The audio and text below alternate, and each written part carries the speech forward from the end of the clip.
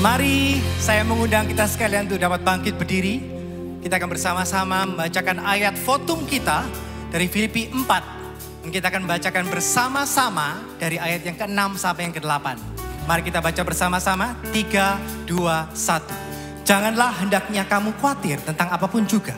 Tapi nyatakanlah dalam segala hal keinginanmu kepada Allah dalam doa dan permohonan dengan ucapan syukur. Damai sejahtera Allah yang melampaui segala akal akan memelihara hati dan pikiranmu dalam Kristus Yesus. Jadi akhirnya saudara-saudara, semua yang benar, semua yang mulia, semua yang adil, semua yang suci, semua yang manis, semua yang sedap didengar, semua yang disebut kebajikan dan patut dipuji, pikirkanlah semuanya itu. Alright, keep your church. Karena Kristus yang selalu setia, kita dimampukan untuk setia, amin. Mari dengan yakin dan percaya kita pujikan. Tak pernah ku ragu akan kesetiaanmu, kau pegang hidupku. Yes. Sepenuh jiwaku ku yakin dan percaya, kau tuntun langkahku. Yesus kaulah Raja dalam hidup, berkuasa berjaya untuk selamanya. Hanya Kau Tuhan, sumber kekuatan, kuasa-Mu tercurah bagiku senantiasa. Dengan-Mu Tuhan, bukan berjalan dari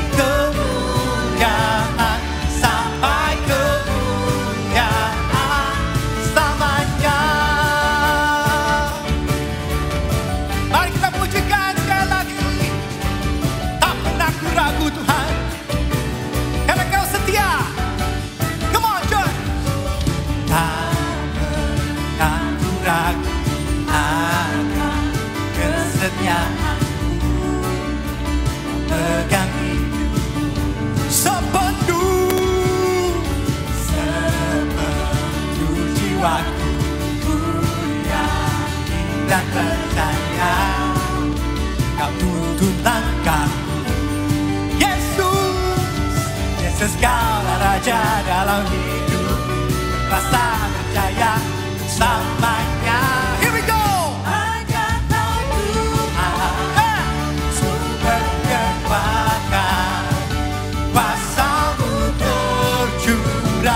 Bagiku senantiasa, dengan-Mu kami kan berjalan. Thank you Lord. Sampai kemuliaan selamanya. Say, Yesus kaulah Raja dalam hidup, berkuasa berjaya untuk selamanya. Yesus kaulah Raja dalam hidup, berkuasa berjaya selamanya. Sing it church. Sumber kekuatan, kuasa-Mu tercurah bagiku senantiasa. Dengan-Mu Tuhan, bukan berjalan dari kemuliaan sampai kemuliaan selamanya.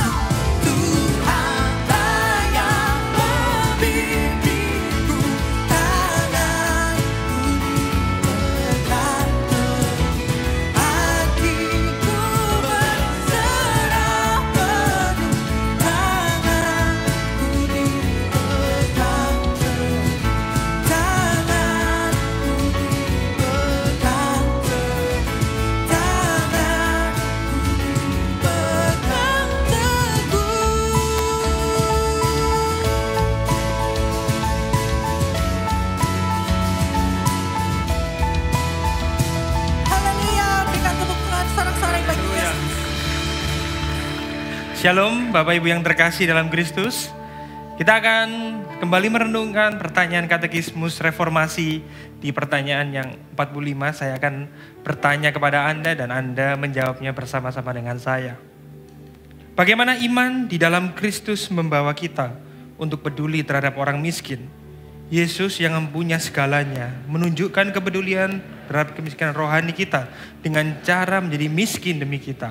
Oleh karena itu, kita yang sekarang ada di dalam Kristus dimampukan untuk menunjukkan kepedulian, melayani, bahkan melakukan perbuatan baik kepada yang miskin, baik secara spiritual maupun material. Kita juga membaca sama-sama dari 2 Korintus 8 ayat 9. Karena kamu telah mengenal kasih karunia Tuhan kita Yesus Kristus, bahwa Ia yang oleh karena kamu menjadi miskin, sekalipun Ia kaya, supaya kamu menjadi kaya oleh karena kemiskinannya. Silakan duduk Bapak Ibu. Saudara yang terkasih dalam Kristus, sebagai orang percaya, kita perlu untuk memperhatikan orang-orang yang berkekurangan. Amin. Tetapi saudara, motivasi tersebut harus bersumber dari kesadaran akan kasih karunia Kristus yang sudah kita terima. Dan kita perlu untuk benar-benar menyadari akan identitas kita di dalam Kristus. Sehingga ketika kita memberi, ketika kita menolong orang lain, itu bukan lagi tentang image atau pandangan orang lain terhadap kita. Dan kita tahu bahwa orang-orang yang berinjil ketika melakukan perbuatan baik itu juga bukan tentang mengumpulkan kebajikan atau transaksional supaya kita dipandang, supaya kita mendapatkan berkat atau supaya kita juga mendapatkan perhatian dari orang-orang lain. Tetapi sekali lagi, karena kasih karunia Kristus, status kita sebagai orang-orang percaya, status kita sebagai anak, itulah yang membuat kita berempati, yang membuat kita berbelas kasih karena Kristus sudah mengasihi kita terlebih dahulu. Dan yang paling penting, ketika kita melakukan perbuatan baik, itu juga bukan sebagai syarat keselamatan, tetapi kita sudah menerima keselamatan, maka kita berbuat baik. Kita perlu menyadari, Bapak Ibu yang terkasih, bahwa kita itu adalah orang-orang yang tidak pantas menerima anugerah. Kita semua tidak layak. Kita sudah mengalami mati rohani. Kita mengalami kerusakan total karena dosa. Tetapi Allah bermurah hati kepada kita. Kita juga adalah orang-orang yang miskin secara rohani. Tetapi Tuhan oleh kemurahannya memberikan kepada kita hidup yang baru. Memberikan anugerah keselamatan bagi kita. Melalui perenungan pada hari ini, kita kembali diingatkan bahwa kita bukan hanya menjadi penyalur, menjadi penerima anugerah, tetapi kita menjadi penyalur-penyalur anugerah. Amin, saudara. Kita bukan hanya agen pembaruan, tapi kita juga objek pembaruan, saudara. Kita dipanggil untuk memperhatikan orang-orang yang miskin rohani. Kita dipanggil untuk memperhatikan orang-orang di sekeliling kita. Karena kita dipanggil untuk membawa terang Kristus di dalam dunia yang sudah jatuh di dalam dosa. Biarlah kesadaran ini menolong kita untuk melakukan perbuatan baik. Sekali lagi, bukan supaya kita mendapatkan, tetapi kita sudah menerima itu dari Tuhan kita Yesus Kristus. Amin. Saya undang Anda untuk bangkit berdiri. Kita mengambil waktu untuk kembali bertobat di hadapan Allah. Karena seringkali ketika kita melakukan perbuatan baik, kita memiliki motivasi yang lain. Kita ingin mendapat berkat. Kita ingin diterima oleh orang lain. Biarlah kita sama-sama mengambil waktu untuk kembali bertobat di hadapan Allah. Silakan Bapak Ibu.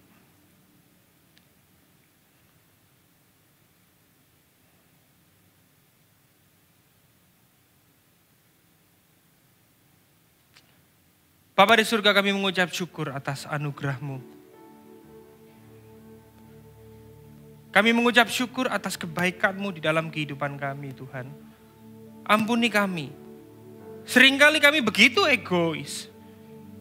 Kami selalu memikirkan diri kami sendiri.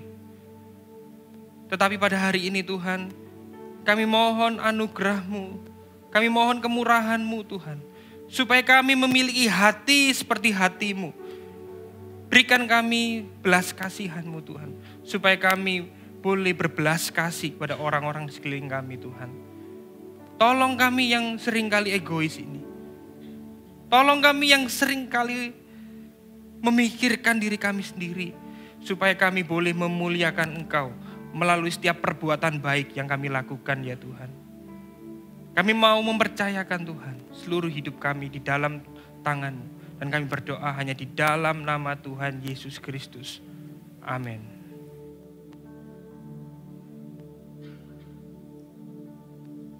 Kita sama-sama meresponi katekismus yang baru saja kita dengar.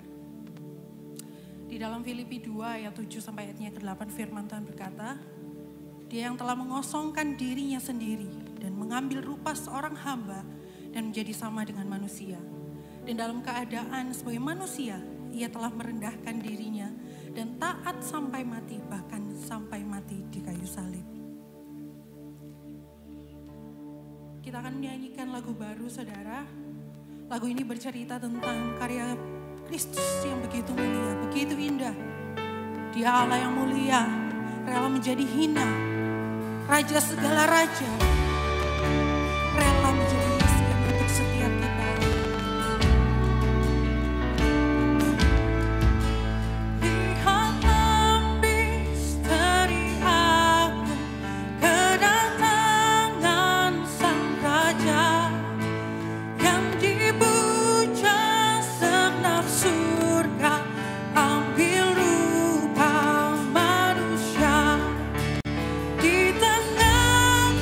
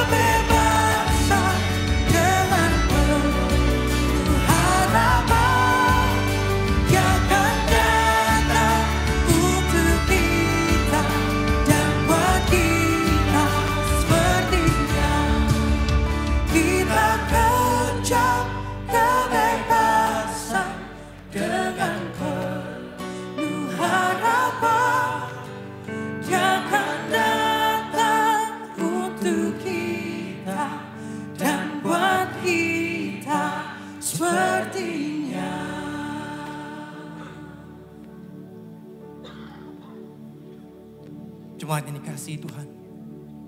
Biarlah misteri aku, inkarnasi Kristus. Yang rela menjadi manusia. Yang rela mati bagi kita pendosa yang tidak layak. Menggerakkan kita hari ini. Untuk memuji Dia. Menyembah Dia. Dengan segenap hati, segenap jiwa kita. Today we will worship you, Lord. We will bless your holy name.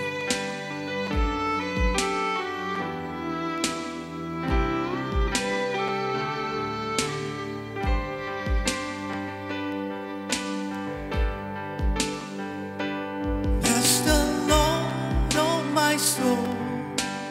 Oh my soul. Worship his holy name. Sing like never before. Oh my soul, I'll worship your holy name. Let's lift up our voice, church. The sun comes up, it's a new day dawning. It's time to sing your song again. Whatever may pass and whatever lies before me, let me be singing when the evening comes. That's the Lord. That's the Lord, oh my soul. Oh my soul. Worship his holy name. Sing like never before. Oh my soul, I'll worship your holy name. Yes, you're rich in love. You're rich in love. You're slow to anger. Your name is great and your heart is kind. For all your goodness I will keep on singing. 10,000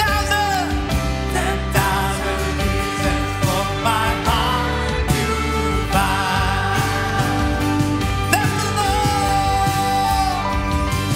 That's the Lord, oh my soul. Oh my soul. Worship his holy name. Sing like never before. Oh my soul, I'll worship your holy name. That's the Lord, oh my soul. We will bless you, Lord. Worship his holy name. Sing like never before. Oh my soul, I'll worship your holy name. And on that day, when my strength is fading, the end draws near and my time has come. Still my soul will sing your praise unending. 10,000 years and then forevermore. And on that day when my strength is fading, the end draws near and my time has come. Still my soul will sing your praise unending. 10,000 years and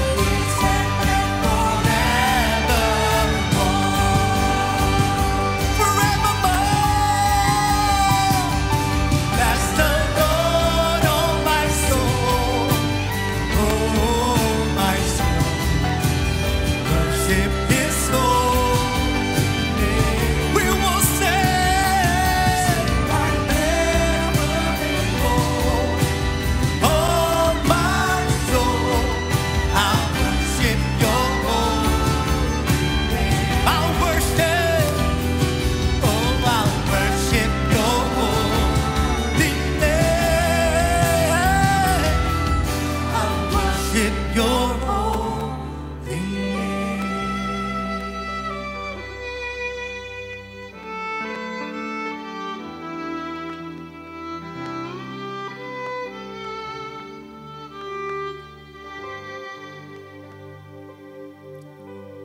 Ampuni kami Tuhan.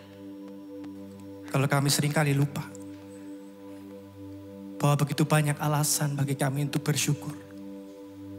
Kami bersyukur Tuhan untuk Kristus yang walaupun dalam rupa Allah tidak menganggap kesetaraannya sesuatu yang harus dipertahankan, tapi memberikan nyawanya bagi kami semua yang berdosa. Dan karena itulah Tuhan, we have this unwavering hope. Pengharapan yang kekal, tidak pernah gagal. Bukan karena apa yang kami perbuat atau kami lakukan, tapi apa yang Kristus selesaikan. Sekali untuk selama-lamanya. Sebentar lagi kalau kami mendengarkan firman-Mu ya Tuhan, selaraskan hati kami dengan kehendak-Mu. Supaya keindahan Injil itu nyata. Kami boleh diubahkan dan Kristus dimuliakan. Dalam nama Tuhan Yesus Kristus kami berdoa dan bersyukur. Jemaat dipersilakan untuk duduk kembali.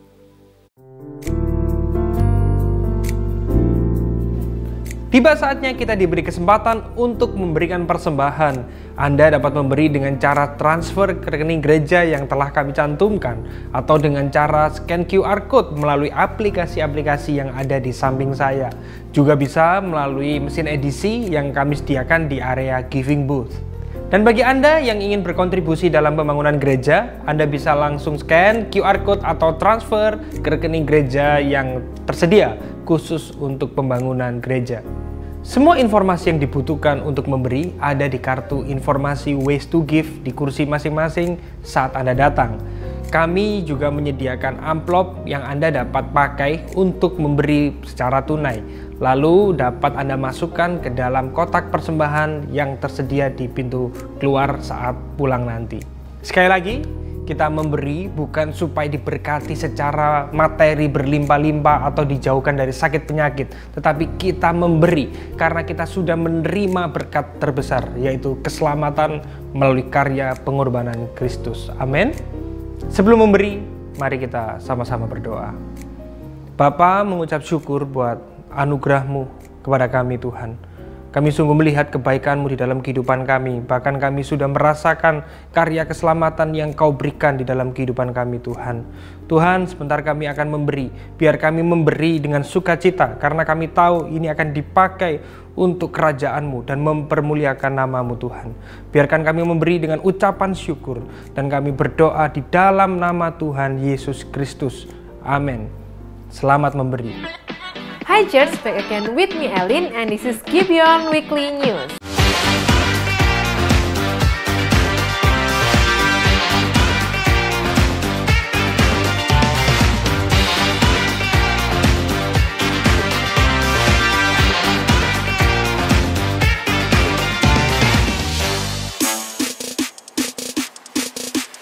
Jadi anaknya itu seperti dibombardir dengan sebuah cerita bahwa orang tuanya akan bercerai. Sampai di rumah dia sudah berpikir, udah daripada harus memilih antara papa atau mamaku, lebih baik aku mati. Sampai kayak gitu?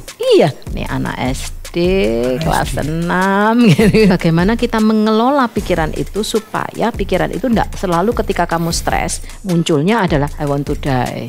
Gunanya apa nih? Aku pergi ke psikiater. Nah, obat-obatan itu gunanya apa kalau tidak bisa menghilangkan trauma? Orang yang sudah trauma itu kan obsesif ya. Pikirannya pada satu hal itu terus. Kayak contoh pasien saya, mau bunuh diri terus. Ada tugas sekolah, enggak bisa, kerjanya cuma untuk apa sih aku hidup? So, aku tak bunuh diri ya. Bayangin loh kalau dia nggak diobatin. Pasti kan langsung dia akan melakukan sesuatu.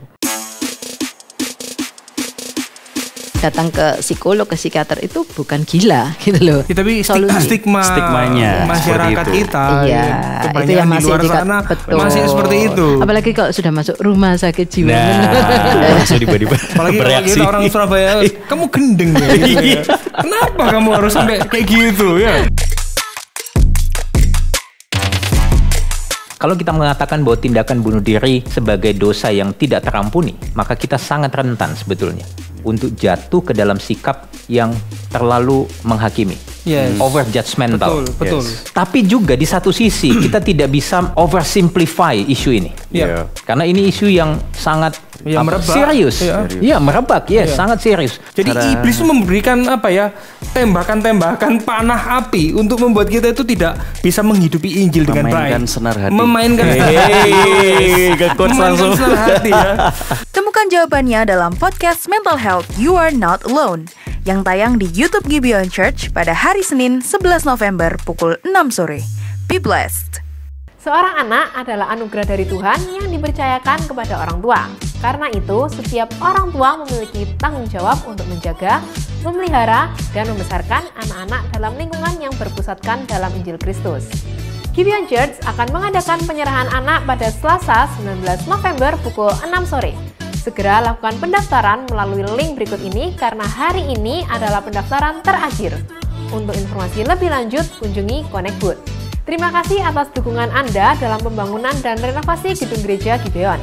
Sehingga total dana yang terkumpul telah mencapai 70% dari total dana yang dibutuhkan. Kami masih membuka kesempatan bagi Anda yang ingin mendukung kami melalui dana. Anda dapat memberi dengan cara scan QR Code yang ada pada kartu di kursi Anda, atau melalui nomor rekening Building Fund di layar ini, atau bisa juga memberi melalui mesin EDC yang ada di Giving Booth lantai basement setelah ibadah ini.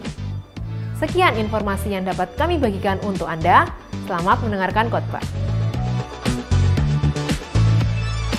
Berdiri, kita sama-sama membaca pengakuan iman rasuli, Bapak Ibu yang terkasih.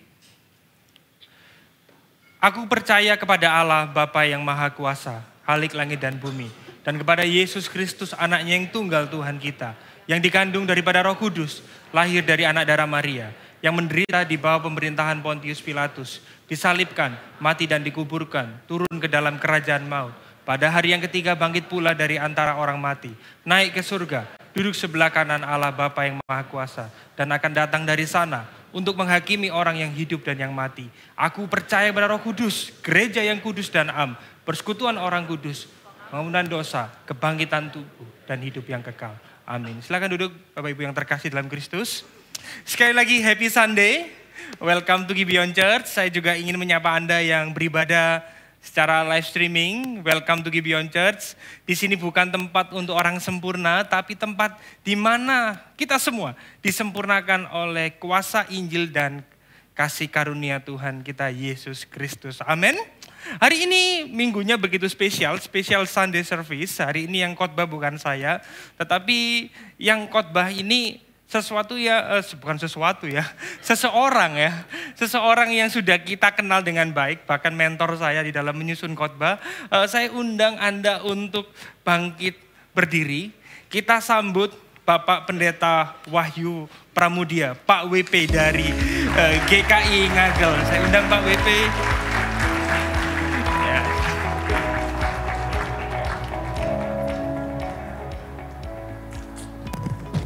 Sesuatunya udah muncul sekarang. Anda boleh terus berdiri sampai khotbah ini berakhir ya. Oke, kita doa dulu baru kemudian Anda duduk ya. Kami bersyukur untuk anugerah-Mu, kami boleh berhimpun saat ini dan sejenak kami akan mempercakapkan firman-Mu, kiranya ini menolong kami. Di dalam nama Kristus kami berdoa dan biarlah setiap umat Tuhan berkata amin. Silakan duduk saudara-saudara. Saudara-saudara, saya akan mohon izin dulu saudara-saudara ya. Sesuatu ini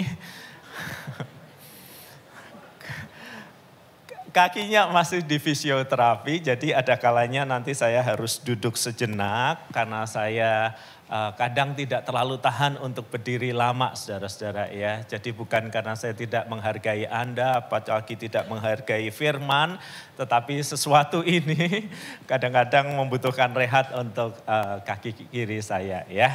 Itu yang pertama. Yang kedua, saya tuh kadang kalau habis khotbah di sini kadang dikomplain, Pak saya tag Bapak di Instagram kok Bapak tidak merespons dan yang lainnya ya. Supaya Anda nggak salah alamat, Anda boleh gunakan yang @pdtwp ya. Kalau yang nama saya Wahyu Pramudia lengkap itu jarang sekali disentuh gitu ya.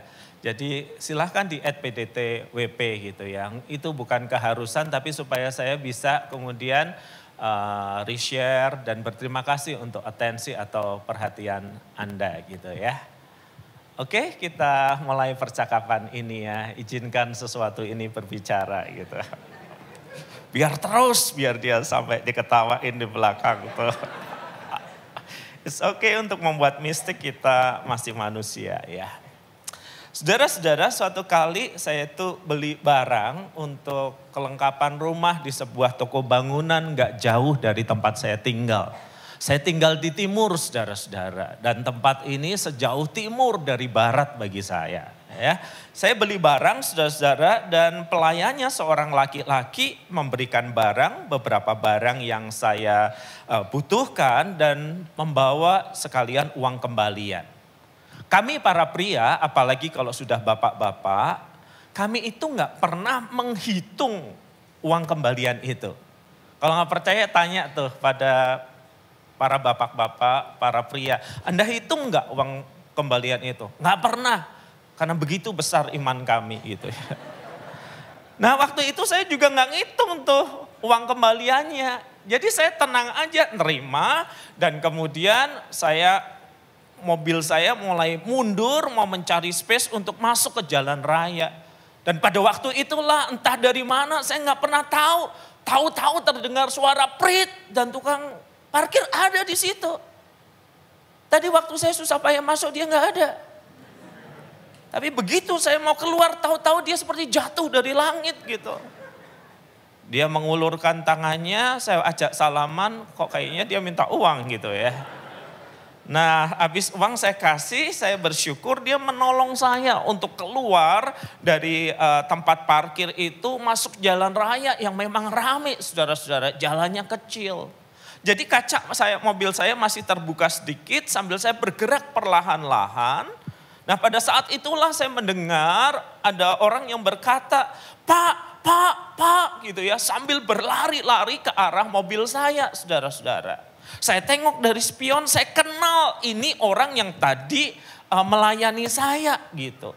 Lalu saya berpikir gini, kemungkinan besar nih kalau enggak barang ketinggalan, dia salah ngasih kembalian. Kembaliannya pasti lebih deh. Dia kan enggak mau rugi gitu ya. Jadi mobil saya hentikan dan dia kemudian terengah-engah. Dia kemudian berkata, Pak, mohon maafkan saya Pak, saya salah Pak. Saya bilang tenang Pak, ngaku salah bisa di sini, baptisan mesti di gereja. Ini ngapain orang terengah-engah, orang capek. Kenapa sih dia harus memaksa dirinya lari gitu loh. Nah ketika dia mengatakan itu saudara-saudara di tangannya ada uang 500 rupiah ini.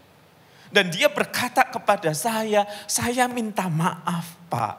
Saya salah memberi uang kembalian kurang 500 rupiah. Oh saudara-saudara waktu itu saya berkata kepada dia begini. Pak enggak apa-apa Pak, pegang aja. Bapak enggak lari saya juga enggak tahu kok. Ini cuma 500 rupiah Pak. Kalau 500 juta beda urusan. Uang 500 Pak dapat apa? Bapak enggak usah sesusah itu lari ngejar saya. Gak perlu Pak. Dan dia berkata begini, gak bisa Pak. Walaupun 500 ini bukan hak saya. Kalau saya ngambil sesuatu yang bukan hak saya mencuri Pak. Dalam hati saya berkata, lanjutkan khotbahnya. Karena dia sudah bilang mencuri dan kalimat selanjutnya dia berkata, dan kalau saya mencuri, nanti yang di atas bisa marah sama saya Pak. Dalam hati beneran kan lanjutin. Jadi saya nggak bisa nyimpen uang ini Pak. Ini bukan hak saya. Nggak pantas, jadi ini saya kembalikan Pak ke Bapak. Mohon diterima. Saudara saya menerima uang itu sembari saya kemudian berpikir begini.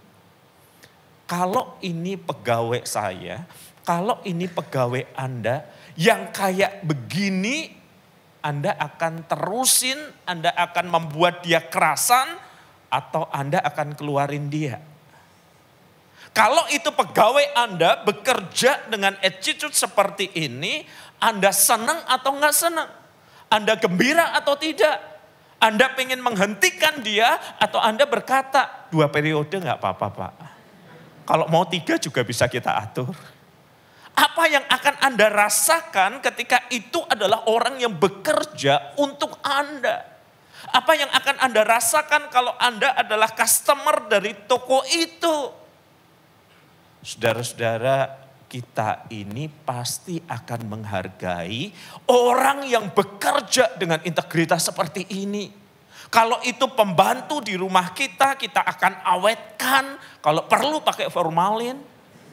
Kalau itu orang yang bekerja untuk kita, kita akan kasih fasilitas. Ini orang baik, orang jujur, berintegritas. Kalau kamu punya adik seperti kamu, bawa sini semua.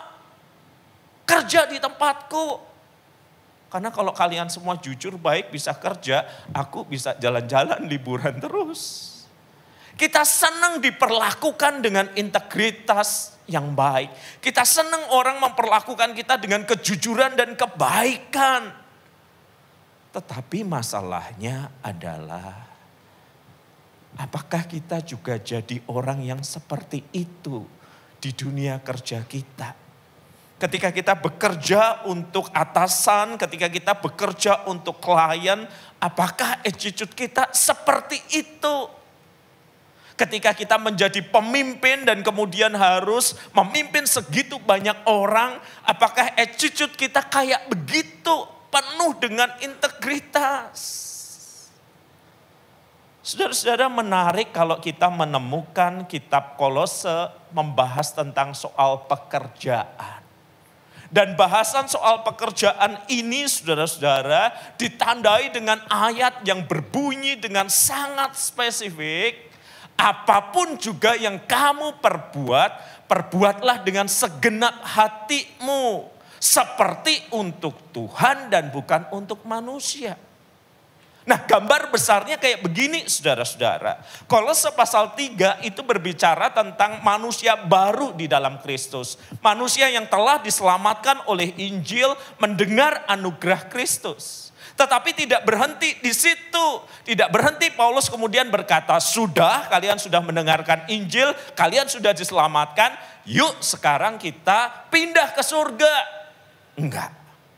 Kalian masih hidup di dalam dunia, kalian masih hidup bergumul dengan lingkungan yang jatuh di dalam dosa. Tetapi kitab Kolose memberi penegasan pembaharuan itu mesti dibawa. Status sebagai manusia baru itu mesti dibawa dalam relasi dengan siapa? Dalam aspek yang paling sempit, dalam relasi rumah tangga. Makanya diatur, suami kasihilah istrimu.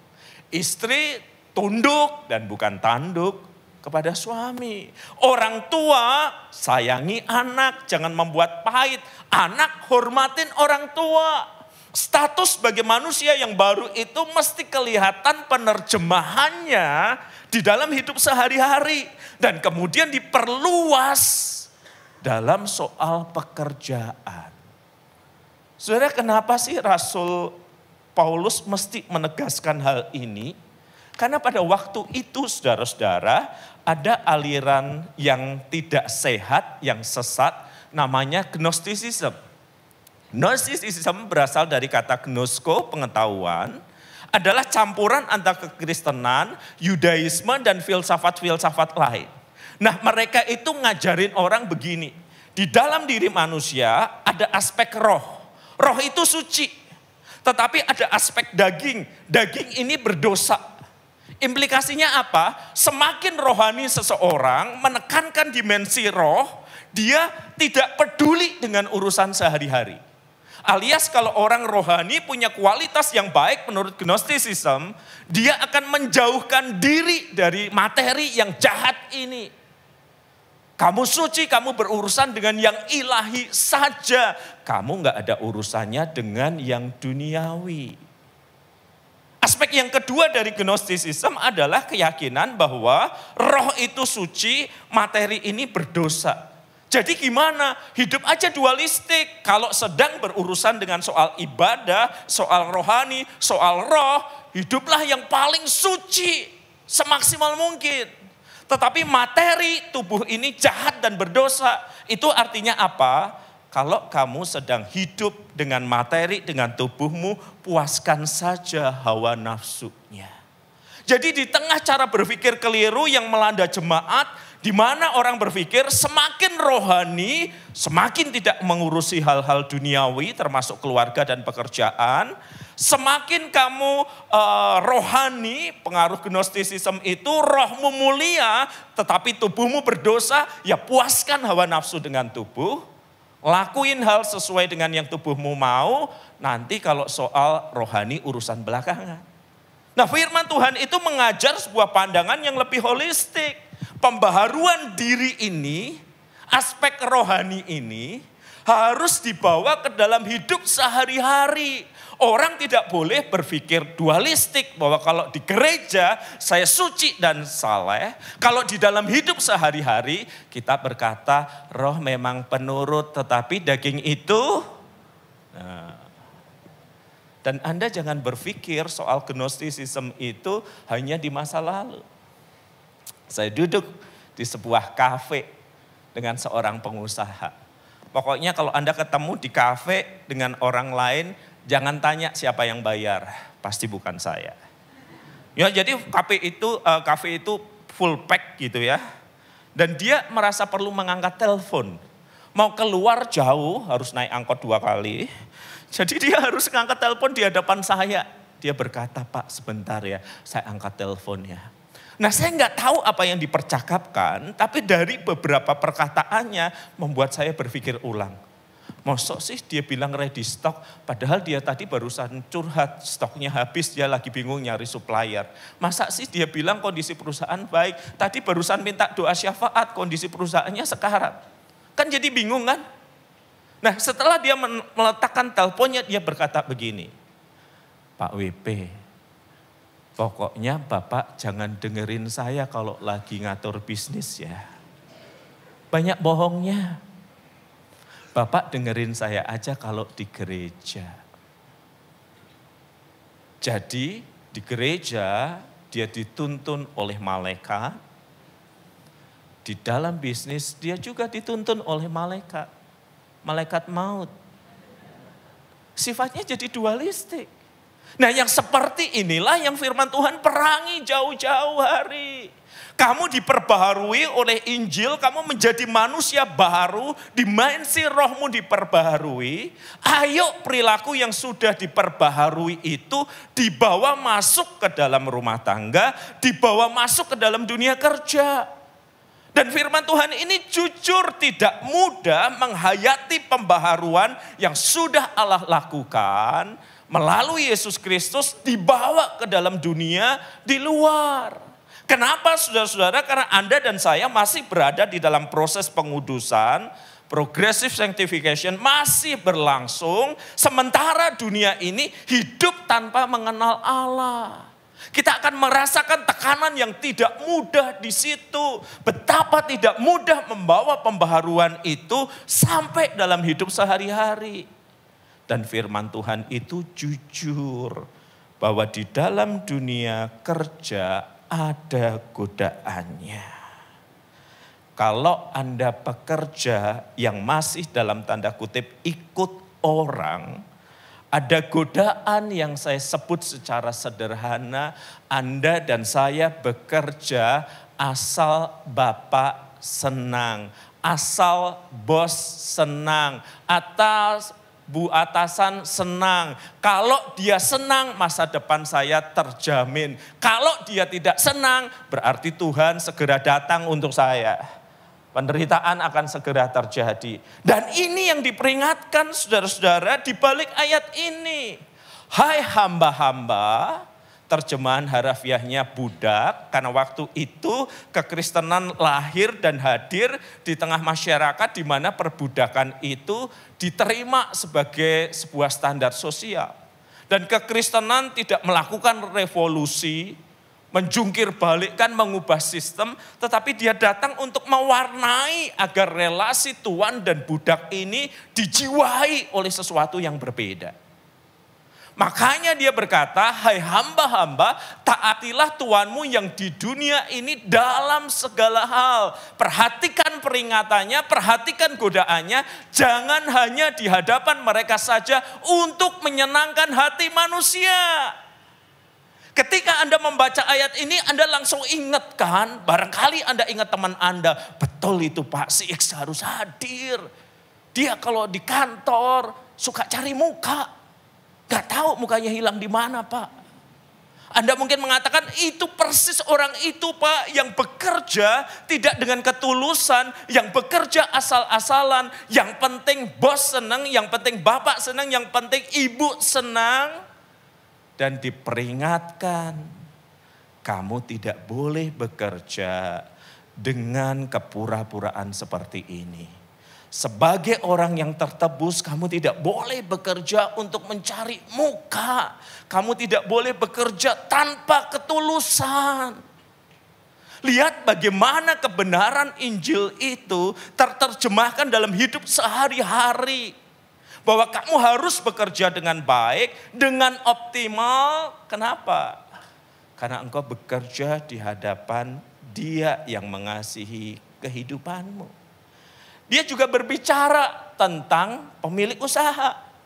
Kalau orang yang bekerja, asal bos senang. Asal bapak ibu atasan senang. Kalau yang pemilik usaha, godaannya apa? Beda. Asal cuan senantiasa. Singkatannya kok mirip ya Pak, ABS, ACS. Ya saya buat mirip lah, supaya Anda boleh mengingatnya. Kalau pemilik usaha godaannya apa? Asal cuan senantiasa, yang penting untung. Yang penting saya dapat sesuatu. Dan itulah yang ada di balik ayat ini. Hai tuan-tuan, berlakulah adil dan jujur terhadap hambamu. Oh ini sebuah perintah yang baru yang menjadi sesuatu hal yang revolusioner. Orang waktu itu merasa sebagai atasan hidupnya bebas, sak sukanya, sak mauku. Aku bos kok, siapa yang mau ngatur? Tetapi firman Tuhan menegaskan, tuan-tuan berlakulah adil dan jujur. Adil itu memperlakukan orang sebagaimana seharusnya, jujur itu ya ngomong apa adanya. Jangan berkata situasi ekonomi lagi sulit, perusahaan kita lagi susah. Tetapi Anda pemilik sekeluarga liburan ke Italia. Jangan berkata usaha kita lagi susah, kita ini nggak punya untung loh. Tetapi anak buah Anda setiap kali ngelihat Anda dan keluarga makan selalu di tempat-tempat yang mewah. Ketika Anda punya kuasa, ketika Anda punya uang, ketika Anda punya anak buah, Anda merasa bahwa saya tidak bertanggung jawab untuk mempertanggungjawabkan hidupku bagi dia. Tetapi firman Tuhan itu berkata sebaliknya. Berlakulah adil dan jujur. Dan bukankah kalau kita telaah saudara-saudara, asal bos senang, asal cuan senantiasa, adalah ekspresi dari problem lama keberdosaan manusia. Self-centeredness, keterpusatan pada diri. Mari kita ingat kembali saudara-saudara, saya harap Anda semua lulus kelas sekolah minggu. Apa yang dikatakan pertama kali Tuhan kepada Adam ketika dia bertanya, di manakah engkau? Mengapa engkau memakan buah yang kularang? Adam langsung berkata apa? Tuhan, perempuan yang kau berikan itu.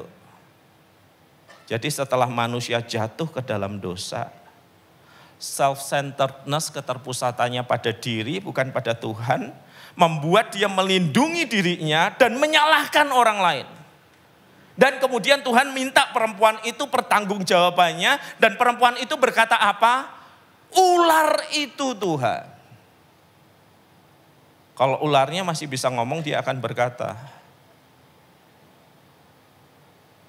self-centeredness adalah buah pertama dari kejatuhan manusia ke dalam dosa. Menyalahkan orang lain adalah keterampilan yang manusia pelajari pertama dalam sejarah. Jadi kalau suami memarahi istri, istri mengatakan, bukan salahku, aku udah ngomong sama anak-anak. Lalu anak-anak disalahkan, anak-anak kan juga manusia berdosa, dia nggak mau disalahkan. Dia berkata, bukan salahku, aku udah ngomong sama mbak, pembantu. Ujungnya pembantu yang disalahkan kan, dia nggak bisa ngomong. Tapi karena kesel dia disalahin, dia bisa nginjak anjing peliharaan Anda. Saudara, kita semua struggling dengan ini loh.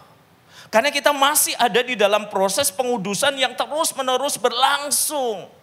Kita mengenakan manusia baru di dalam diri, di dalam Kristus itu kita berjalan menghayati kehidupan yang baru. Sementara dunia ini menggoda kita dengan aneka perilaku yang berpusat pada diri sendiri. Sehingga ketika kita melakukan hal yang benar, kita bisa jadi berpikir, kenapa saya mesti kerja susah-susah ya? Dia cari muka, dia naik jabatan. Saya yang kerja benar-benar gak dilihat sama sekali. Kenapa ya saya harus memperhatikan kesejahteraan pegawaiku ya? Aku kan bos, bisa sesuka hatiku sendiri. Di dunia kerja, ekspresi dari pembaharuan manusia baru yang Kristus lakukan, mesti kita upayakan agar terjemahkan. Keluar dari kehidupan yang berpusat pada diri sendiri, diingatkan lagi pada karya Kristus. Ketika anak masih kecil, seingat saya umur 4 atau 5 tahun, dia mulai belajar menggunakan seragam sekolah sendiri. Kalau saya tanya, nak, perlu dibantuin ngancing baju?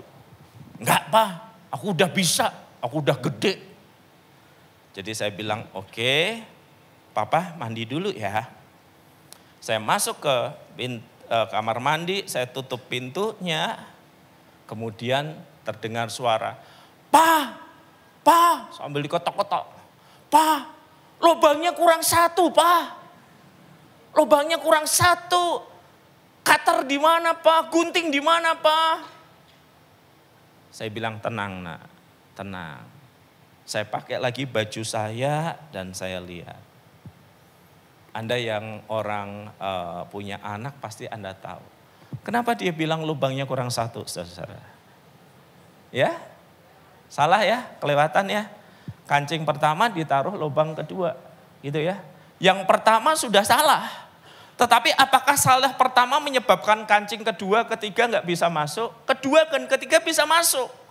Sementara nggak ada problem. Tapi begitu kancing terakhir, lubangnya hilang, Pak. Ayo buat lubang lagi. Saya bilang sama anak saya, tutup matamu. Kenapa? Karena Papa mau doing magic. Ya sulap. Tutup matamu. Dan Anda tahu kan apa yang harus saya lakukan? Saya membuat lubang yang baru di kemeja anak saya? Enggak. Saya harus nyopotin semuanya sampai kancing yang pertama, yang terutama harus di lubang yang tepat. Dan begitu selanjutnya saya beresin. Saya bilang, Tut, buka mata nak. Dia lihat. Papa hebat. Kok bisa ya? Saudara, ada banyak kekeliruan yang ketika itu terjadi beberapa saat nggak ada masalah. Sampai kemudian sesuatu yang besar terjadi dan kita tahu kesalahannya itu fatal, kesalahannya itu dari awal. Self-centeredness sebagai pergumulan kita Itu harus dimulai lagi kalau mau diperbaiki dari awal. Dari menempatkan Tuhan sebagai yang pertama dan terutama di dalam hidup kita. Itu sebabnya firman Tuhan ketika berbicara tentang pekerjaan, dia tidak mengatakan, pegawaimu kurang jujur ya. Ayo dikasih latihan motivasi. Oh bosmu kurang murah hati ya. Ayo diajak melihat kesengsaraan orang lain. Tidak, jawaban firman Tuhan adalah self-centeredness ini harus dilawan dengan sesuatu yang fundamental sebagai langkah awal. Kembali menempatkan Tuhan sebagai yang pertama dan terutama. Bekerjalah bagi Tuhan dan karena takut akan Tuhan. Takut dalam arti menghormati apa yang telah Tuhan lakukan. Apa yang telah Kristus perbuat dengan kehidupannya. Menghargai suara dan penyertaan Roh Kudus di dalam kehidupan kita. Self-centeredness sebagai buah dari keberdosaan tidak bisa dilatih dengan pelatihan, motivasi, dan banyak hal lain. Self-centeredness dan segala manifestasinya harus dilawan dengan satu hal yang mendasar. Keterarahan hati dan pikiran untuk melihat bahwa Tuhan itu telah bekerja. Telah memberikan putranya, telah memberikan Roh Kudus yang menyertai. Dan kesadaran itu, keterpusatan kepada Kristus itu yang diperjuangkan dengan pertolongan Roh Kudus dalam hidup kita sehari-hari. Makanya kemudian diberi petunjuk, hai manusia baru, orang yang telah ditebus oleh Yesus Kristus Tuhan. Kalau kamu bekerja, lakukanlah dengan tulus hati. Tulus hati artinya enggak punya motivasi yang campuran. Gak punya motivasi yang aneh-aneh dan takut akan Tuhan. Kesadaran bahwa kita ini hidup di dalam kehadiran Tuhan. Kesadaran bahwa Tuhan bukan hanya memperhatikan ketika kita di sekitar altar, tetapi juga ketika kita di pasar, di hidup sehari-hari. Kesadaran bahwa kita hidup dalam pantauan Tuhan. Seorang teman bercerita, Pak, di tempat kami, helm kalau ditaruh di luar hilang, Pak. Jadi ada 50-60 pegawai, saya sediakan rak khusus tempat helm di situ, Pak. Juga meja, supaya nggak hilang. Tetapi setelah di dalam pun, sering kejadian helm tertukar dalam tanda kutip. Yang hilang selalu yang murah atau yang mahal? Yang mahal. Kayaknya saya tahu nih Bapak Ibu menjawab dengan cepat nih. Agak mencurigakan nih gitu. Kemudian dia lakukan apa setelah berapa kali pegawainya mengeluh helm yang mahal hilang? Dia pasang CCTV dan dia umumin. Ini pasang CCTV untuk memastikan Anda mengambil helm yang benar. Dan ini video yang mau saya perlihatkan ke Pak WP, ini rekaman CCTV Pak. Ada kejadian lucu. Saya lihat saudara-saudara di situ ada seorang yang pulang kayaknya atau keluar dan dia mengambil satu helm, kelihatan bagus dan dia berjalan keluar. Sedetik dia melewati pintu itu, tiba-tiba dia kembali. Dia membawa helm itu, tidak meletakkannya di tempat tadi, tetapi mendekati CCTV sambil diangkat. Anda tahu maksudnya kan? Dan setelah diangkat itu ditaruh di tempat yang seharusnya, baru kemudian dia mengambil helmnya yang kayak helm proyek itu. Artinya apa? Dia tadi lupa bahwa hidupnya diawasi CCTV. Udah niat maling terus dia ingat, oh CCTV. Oke, kita tunjukin bukti, aku bertobat, aku menyesal. Taruh yang seharusnya. Saudara, kesadaran seperti ini yang diharapkan dengan kemudian berkata, bekerjalah dengan tulus hati, enggak punya motif apapun. Karena apa? Karena takut, karena hormat di hadapan Dia yang melihat. Dan bagi mereka yang punya usaha juga diberi catatan. Ingatlah bahwa kamu juga mempunyai Tuhan di surga. Kamu jangan merasa bahwa kamu bos bisa sesukamu, bisa semaumu. Ingat kamu mempunyai Tuhan yang hidup dan matimu ditentukan oleh Tuhan itu. Dia tidak terlihat tapi dia menguasai kehidupanmu. Dan Tuhanmu itu adalah Bapamu yang di sorga. Bapa yang di sorga yang karena kasihnya mengutus Yesus mati bagimu. Dan rohnya menyertai hidupmu. Selalu ingat siapa dirimu. Baik kepada Anda dan saya yang bekerja. Atau Anda dan saya yang mempunyai usaha. Ingat siapapun diri kita. Apapun juga yang kamu perbuat. Sebuah konsep hidup yang total, yang tidak memisahkan. Ini di dunia bisnis Pak, nggak bisa jujur nggak hidup.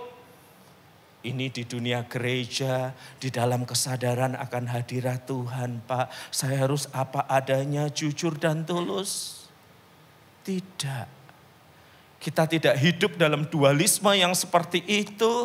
Penebusan dan pengorbanan Kristus menyatukan kita untuk mempersembahkan hidup utuh.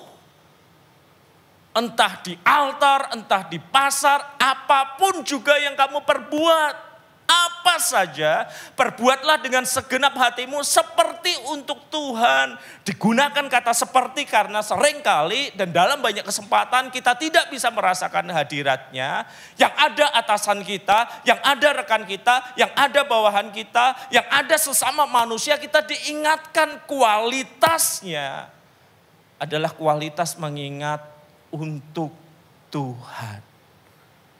Dan di hadapan Tuhan kita nggak bisa sembrono atau seenaknya diri kita. Seorang rekan baik meninggal bertahun yang lalu. Seiring dengan meninggalnya dia, usaha mereka hancur berantakan. Dulu kalau saya main ke rumah mereka, ruang tamu mereka itu segede ruang ibadah ini loh. Saya nggak tahu ruang tamu mereka yang gede atau ruang ibadah ini yang terlalu kecil. Bayangin ruang tamu beneran itu segede ini. Anda bisa main pingpong, badminton, 3-on-3 basket. Anda bisa apa saja segede itu. Rumah utama dari pintu masuk jauh seperti naik angkot 2 kali. Gede banget rumahnya. Dan karena rentetan masalah itu sang suami meninggal, usaha hancur berantakan. Mereka, ibu dan 2 anaknya harus tinggal di dalam satu rumah yang cuman segitu tuh. Dari keyboard itu. Itu pun bukan punya mereka, itu pun punya pembantu mereka yang lama. Mereka nggak bisa bayar, nggak bisa nggaji, pembantunya dengan murah hati bilang, ibu tinggal aja sama anak-anak bersama dengan saya. Dan ada warung perancangan kecil yang mereka buka di situ, yang jualan macam-macam. Dan saya mengunjungi si ibu di situ. Dulu rambutnya disasak rapi, dulu selalu ada perhiasan, udah mirip pohon Natal yang berjalan. Sekarang kerutan itu nampak, rambut nggak karuan. Karena dia harus bekerja. Jaga toko meracangan itu. Dan ketika saya kunjungi, saya tanya, kabar ibu gimana? Dia berkata, baik Pak WP, tapi tampilan saya nggak baik ya. Ya udah Bu, nggak apa-apa, soal tampilan mah nggak masalah, yang penting ibu baik. Ada yang mau ibu ceritakan? Gitu ya. Terus dia bilang gini, saya tahu maksudnya Pak WP apa, nanya itu. Bapak kan lagi nyari ilustrasi khotbah kan. Ya kalau ibu berkenan saya ceritakan, kalau ibu nggak berkenan tetap saya ceritakan. Enggak, saya bilang kalau ibu nggak berkenan saya juga nggak cerita. Nah terus dia bilang gini, saya ada pengalaman bersama Tuhan, Pak. Boleh dijadikan ilustrasi khotbah. Sebentar, Bu. Kenapa, Pak? Saya rekam dulu ya. Terus saya dengerin dia ngomong gini. Pak, beberapa waktu yang lalu kan karena saya pengen dapat keuntungan yang lebih banyak, saya itu kan beli telur beberapa peti kan ya Pak. Saya beli tuh, saya bayar langsung tuh. Ya saya masih pemula dalam usaha, saya nggak tahu kalau masih bisa apalah istilahnya, tapi waktu itu sudah saya beli langsung.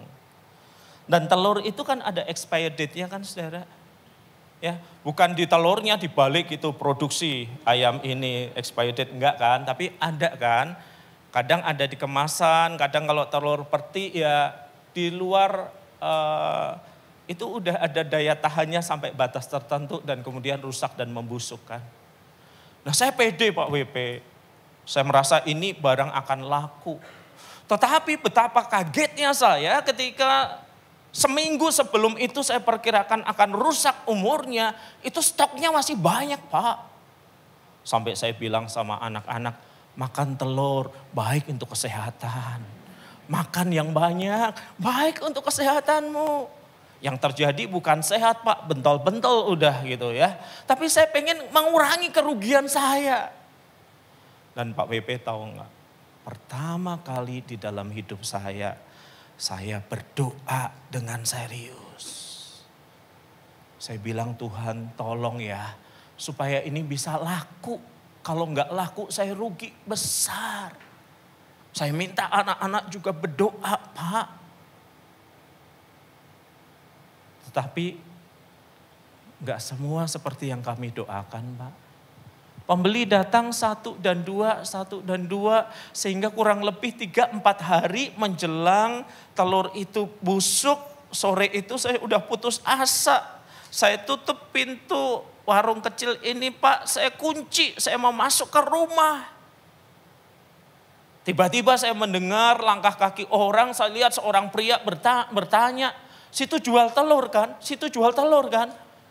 Aku butuh telur nih, aku butuh telur. Wah hati saya berkata, puji Tuhan, Tuhan buka jalan. Saya buka lagi Pak warung kecil itu. Dia ngelihat tumpukan peti telur ini dan dia berkata, syukur masih ada ya.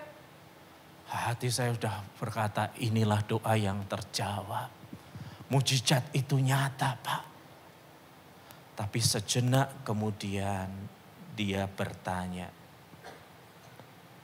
ini masih bagus kan?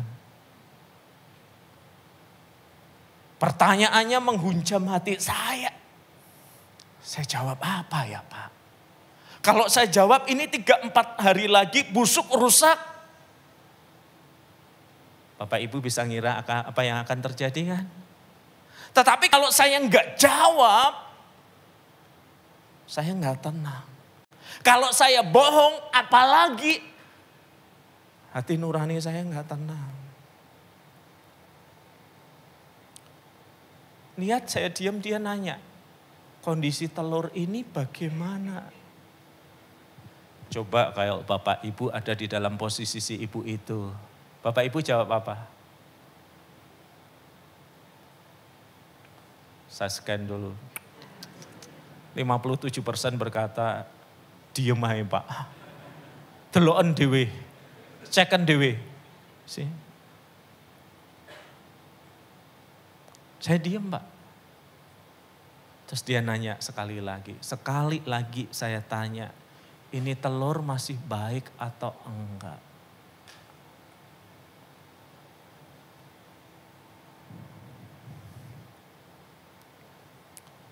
Saya kayak orang ngelamun gitu loh Pak.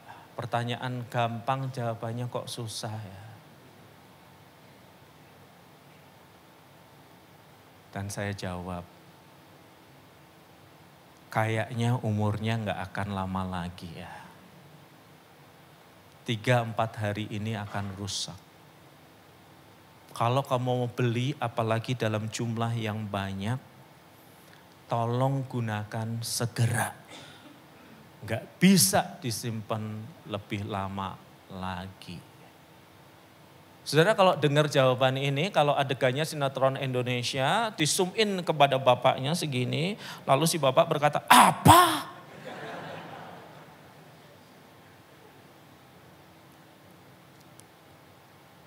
Dan setelah saya katakan itu saya lega Pak WP.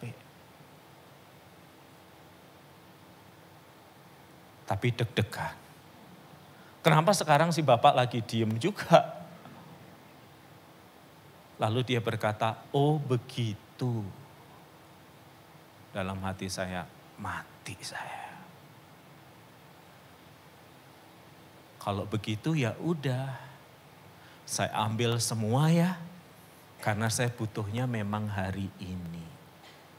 Supplier yang biasa ngasih ke tempat saya bikin kue, hari ini nggak datang, tak kontak nggak bisa, butuh telur segera. Wah, waktu dengar jawaban itu saya pengen salto di udara, Pak. Saya ngerasa sungguh Tuhan menjawab, sungguh Tuhan beri jalan dan yang lainnya. Tetapi satu hal saya tahu Pak WP.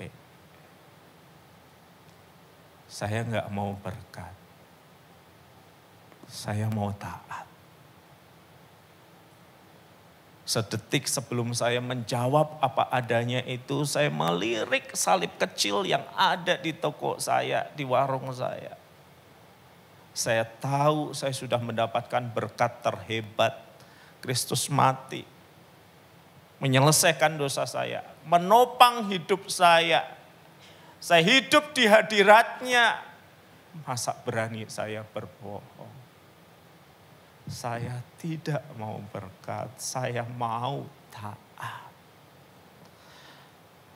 Dan setelah saya bantu itu Pak WP, tiba-tiba dia berkata begini. Saya lihat-lihat kamu orangnya jujur ya.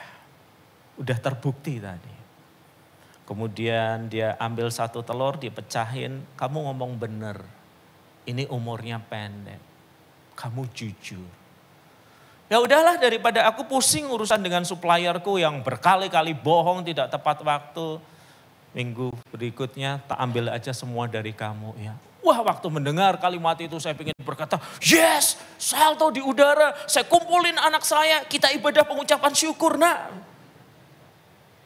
Tapi satu hal yang saya tahu, kalaupun itu tidak terjadi, enggak apa-apa. Kalaupun saya harus rugi, it's okay. Saya mau taat. Apapun yang terjadi. Karena saya sudah dapat berkat terbesar Kristus bagi hidup saya. Saudara, kita harus melihat pekerjaan kita dengan cara yang berbeda. Ini bukan sekedar sarana untuk mencari nafkah. Kita butuh nafkah, kita butuh uang. Ya, ini bukan sekedar sarana untuk pengembangan diri. Kita perlu lebih maju, kita perlu lebih hebat. Betul. Tetapi di atas itu semua, pekerjaan adalah sebuah calling, sebuah panggilan untuk membawa Kristus yang sudah menguasai hidup kita, Injilnya yang sudah menguasai hidup kita, sudah mengubahkan hidup kita ke dalam dunia kerja yang masih dikuasai oleh dosa dan segala self-centeredness itu. Untuk menjadi etalase bahwa ini yang bisa Kristus lakukan, yang berbeda dari dunia. Untuk sungguh-sungguh menjadi garam dan terang. Orang yang telah terselamatkan akan melihat pekerjaannya sebagai sarana penyembahannya. Dan kalau pekerjaan dilihat sebagai sarana penyembahan, maka sikap terbaik, produk terbaik, kinerja terbaik yang diberikan seolah untuk manusia. Tetapi sebenarnya kita tahu kita memberi bagi Kristus yang sudah mati bagi kita. Kristus mati bagi kita. Supaya kita tidak hidup menuruti dosa dan segala hawa nafsunya. Dia mati bagi kita. supaya kita hidup baginya. Maka hiduplah sebagai orang yang telah tertebus.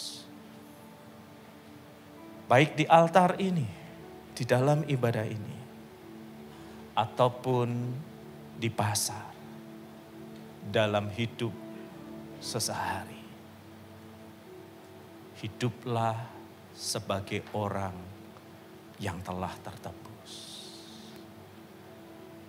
Mari kita berdoa.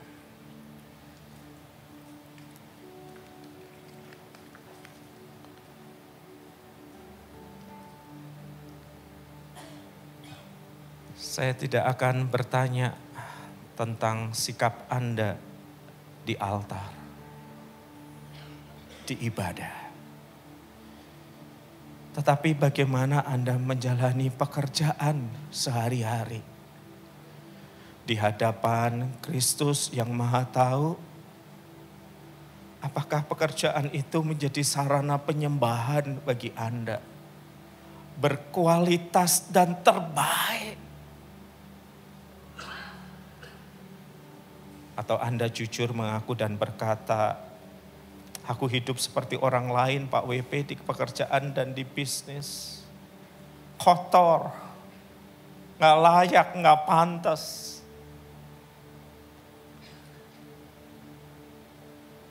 Saudara-saudara, kalau hidup dijalani dengan self-centeredness, kalau pekerjaan dijalani dengan self-centeredness, Anda bisa jadi kaya. Tetapi Anda tahu sebagai umat Tuhan, itu bukan caranya. Anda bisa berhasil meraih posisi tertentu, tetapi kebanggaan itu menjerumuskan Anda dalam kesusahan. Dan akhirnya banyak masalah yang tidak perlu lahir dalam hidup kita.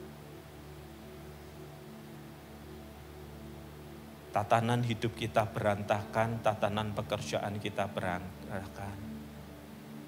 Ketika kita memusatkan pada diri kita sendiri. Tetapi pemulihan terjadi ketika kita mengarahkan diri kita pada Yesus. Turn your eyes upon Jesus. Look full in his wonderful face, and the things of earth will grow strangely dim in the light of his glory and grace.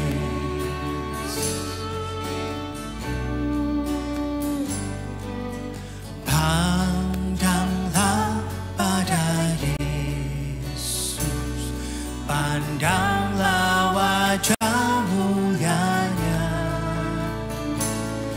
isi dunia menjadi suram dalam sinar kemuliaannya. Tidak kebetulan Anda mendengarkan suara Tuhan pagi ini. Bagaimana kualitas pekerjaan Anda? Apa yang Anda lakukan sebagai pekerja atau sebagai pemilik usaha? Dan kalau Anda sadar bahwa terlalu banyak Anda dikuasai oleh self-centeredness, keterpusatan pada diri, Anda menjadi kasar, kotor dalam bisnismu. Anda menjadi pekerja yang mencari muka. Dan ketika Anda mendapatkan semua yang Anda mau, Anda merasa tetap kosong. Barangkali saatnya untuk berhenti sejenak, mengarahkan pandangan kepada Kristus. Kristus yang mati menebus dosa Anda. Kristus yang menjadikan Anda manusia yang baru. Dan Kristus yang berkata bahwa roh kebenaran, roh kudus itu akan berdiam di dalam diri kita dan menuntun kita pada segala sesuatu yang Kristus ajarkan. Kalau itu Anda, dan Anda berkata, aku perlu menyelaraskan hidupku pada Yesus. Aku perlu memandang Kristus dengan segala keindahannya. Agar hidupku tidak dipenuhi dengan keterpusatan pada diri. Kalau itu Anda yang berkata, ini aku. Aku perlu mengarahkan pandanganku pada Yesus. Saya undang Anda untuk mengangkat tangan Anda dan berkata, ini aku Tuhan. Aku perlu mengarahkan hidupku, pekerjaanmu kepadamu. Engkau tahu betapa kotor hidupku, betapa banyak masalah di situ. Tanganku kuangkat sebagai sebuah pengakuan. Tangan ini sudah melahirkan banyak dosa dan kesalahan. Kami mengangkat tangan sebagai sebuah tanda. Sekaligus sebagai sebuah pengakuan. Ini aku Yesus. Arahkan pandanganku kepadamu. Agar aku terus ingat siapa diriku di dunia kerja, di dunia keluarga, dimanapun aku berada. Supaya aku terus ingat apa yang salib telah lakukan. Dan aku hidup di dalam kehendak. Tuhan, hamba-Mu berdoa bagi orang-orang yang mengangkat tangannya. Arahkan mata kami, pandangan kami pada Yesus. Pandanglah pada Yesus, pandanglah wajah mulianya,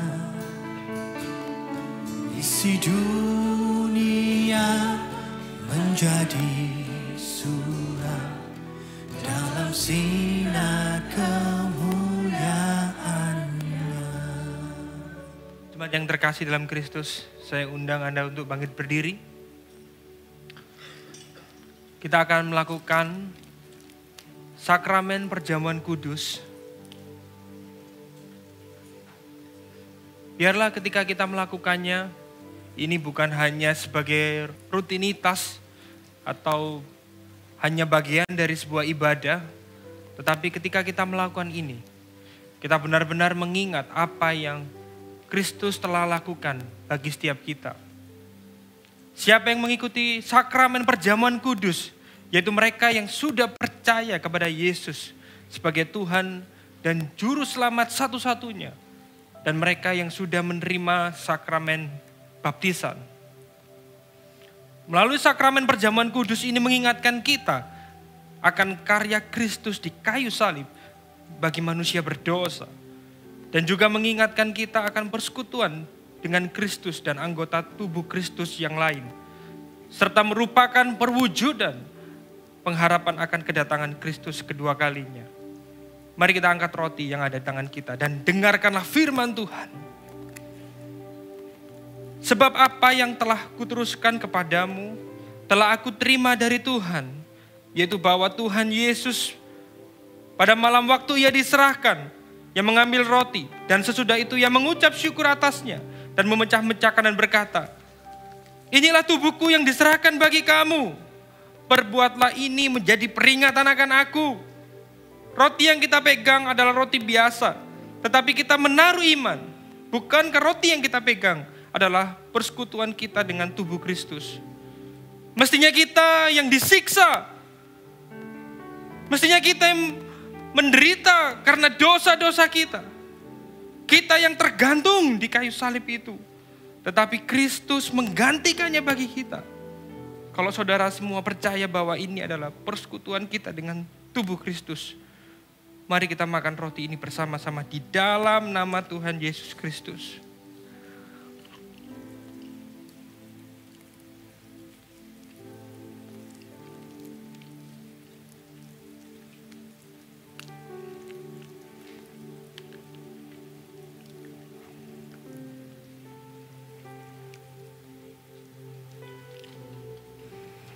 Mari kita angkat anggur di tangan kita. Demikian juga ia mengambil cawan. Sesudah makan lalu berkata, cawan ini adalah perjanjian baru yang dimeteraikan oleh darahku. Perbuatlah ini setiap kali kamu meminumnya, menjadi peringatan akan aku. Sebab setiap kali kamu makan roti ini dan minum cawan ini, kamu memberitakan kematian Tuhan sampai Ia datang. Anggur yang kita pegang memanglah anggur biasa, tetapi kita menaruh iman bahwa anggur yang kita pegang ini adalah persekutuan dengan darah Kristus. Darah Kristus diberikan bagi kita untuk menyucikan kita, untuk mengampuni segala dosa-dosa kita. Oleh bilur-bilurnya kita semua disembuhkan. Kita disembuhkan bukan hanya penyakit fisik, tetapi kita yang mati rohani, kita yang mengalami kerusakan total, boleh kembali dilahirbarukan, boleh kembali diampuni dan disucikan dan dibenarkan di dalam Kristus.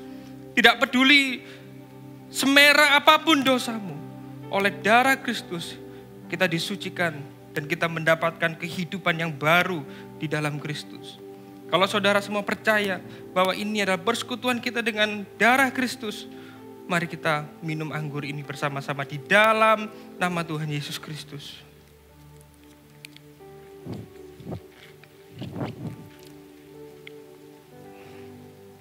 Ambil waktu sejenak untuk mengucap syukur. Tuhan, terima kasih Tuhan. Anugerah-Mu begitu besar bagi kami. Hidup kami kini menjadi milik-Mu Tuhan. Hidup kami bukanlah milik kami sendiri, tetapi hidup kami adalah milik Kristus yang telah mati dan bangkit bagi kami. Kami mengucap syukur Tuhan. Kami mau supaya hidup kami memuliakan Engkau. Biar kami hidup menurut kehendak-Mu. Kami boleh menghidupi Injil di dalam setiap aspek kehidupan kami. Biarlah hidup kami, tubuh kami dipakai untuk senjata kebenaran. Supaya nama-Mu dipermuliakan melalui setiap kehidupan kami ya Tuhan. Kami mengucap syukur, kami boleh menerima anugerah yang begitu besar. Biarlah kemurahan-Mu itulah yang menuntun kami, supaya kami hidup di dalam pertobatan. Kami mengucap syukur Tuhan. Mari kita sama-sama nyanyikan lagu doksologi. Praise God in whom all blessings flow. Praise Him all creatures here below.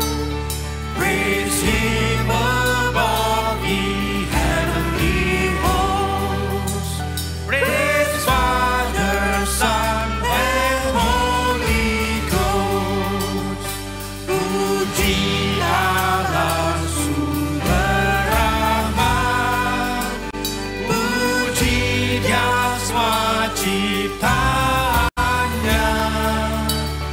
Puji Dia para malaikat.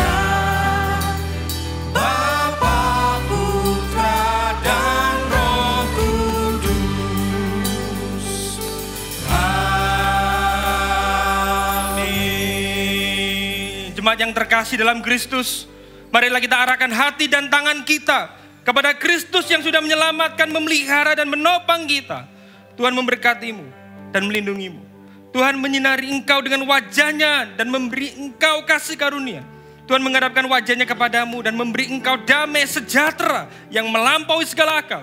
Dia senantiasa menguatkanmu, mendewasakanmu, memberkatimu dan menyertaimu di dalam setiap kondisi dan musim hidupmu. Karena Dia adalah Allah yang tidak pernah meninggalkan engkau sendiri. Dia senantiasa memegang erat tanganmu, bukan engkau yang memegang tangannya. Tuhan akan menolong dan memampukanmu untuk menghidupi Injil di dalam setiap aspek kehidupanmu. Sehingga hidupmu menjadi suratan Kristus yang terbuka.